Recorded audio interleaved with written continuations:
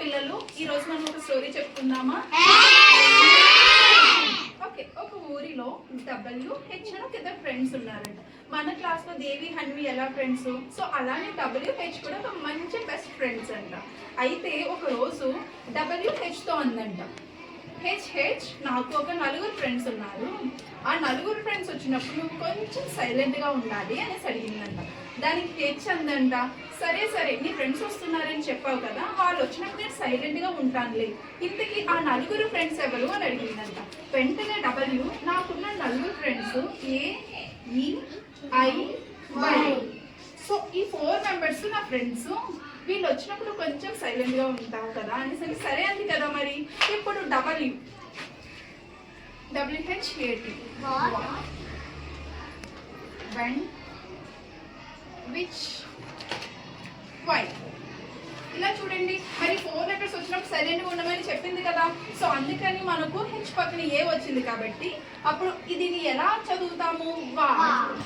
ఇక్కడ ఈ ఉంది కాబట్టి వెన్, ఇక్కడ ఐ ఉంది కాబట్టి విచ్, ఇక్కడ వై వచ్చింది కాబట్టి వై. సో మనకి ఎక్కడ కూడా హెచ్ సౌండ్ అనేది ఇక్కడ రాలేదు. ఇక్కడ మొత్తం W సౌండ్ వా కాబట్టి వాతోనే మొత్తం వర్డ్ అంతా చదివాము, అవునా? అలాగే హెచ్ కూడా తన ఫ్రెండ్తో ఒక మాట అంది, ఏమని? WW, నాకు కూడా నీలాగే ఒక ఫ్రెండ్ ఉంది, ఆ ఒక్క ఫ్రెండ్ వచ్చినప్పుడు కొంచెం సైలెంట్గా ఉండాలి అని ఎవరు నీ ఫ్రెండు అని W అడిగింది. వెంటనే హెచ్ అంది, నా ఫ్రెండ్ ఓ. ఈ ఓ వచ్చినప్పుడు నువ్వు సైలెంట్గా ఉండాలి అనేసి అంటే WHO,